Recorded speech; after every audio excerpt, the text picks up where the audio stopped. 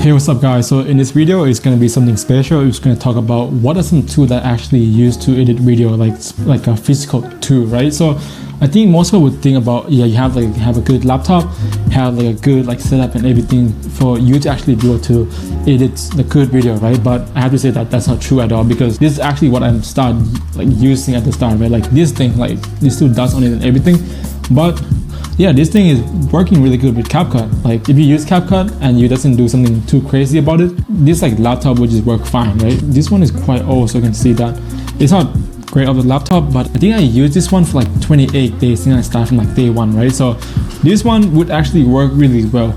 It would work just fine, right? I think the most important thing that you have to have is your creative, right? That would actually what make a good edit. It's not the tool, but having nice tool, right? Or nice laptop is actually help a lot, right? Because now I actually use this Apple M2 Max, actually really good. I think I get the 16 inches one because I got a bigger screen, so I can edit a lot easier, right? I think I have around 32 RAM in this PC right here, in this MacBook.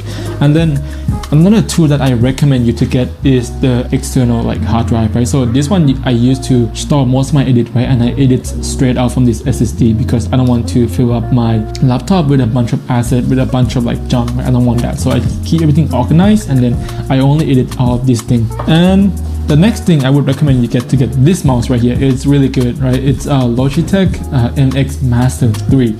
It's actually have a mouse you can program. You can see here, you can actually slide it side by side here on the timeline using this scrolling here on the side, and then you can also program this button on the side right here to actually be anything you want, basically. But for me, when I edit on CapCut, I program these two buttons to actually be cut, and another one is going to be delete the video. That's the two buttons I program.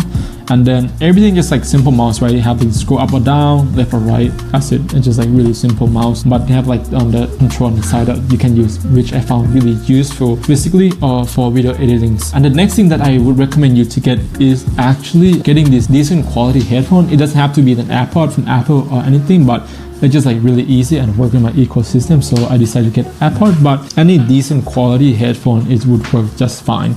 Yeah, because sometimes when you do audio work, right, adding sound effect, adding background music, or even just listen to the speech or the speaker, you have to make sure you can hear everything really clear, so for you to be able to understand what should you reduce the volume, or should you add the volume in the video. Because when you edit with the speaker from the laptop, and sometimes things can get noisy, right? Let's say you edit outside, you at school, you actually have to edit some work, and maybe at home, and then your parents start yelling, right?